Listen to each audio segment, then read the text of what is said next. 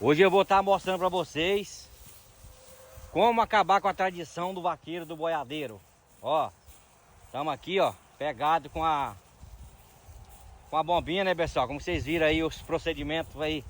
Primeiro procedimento num bezerro aí, nós curando. E olha ali, tá ali, acabamos de curar.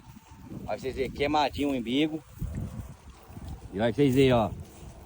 Vocês tá vendo, né? Desse jeito aí, ó. O bezerro acabou de nascer da vaca, ó. Acabou de nascer, ó.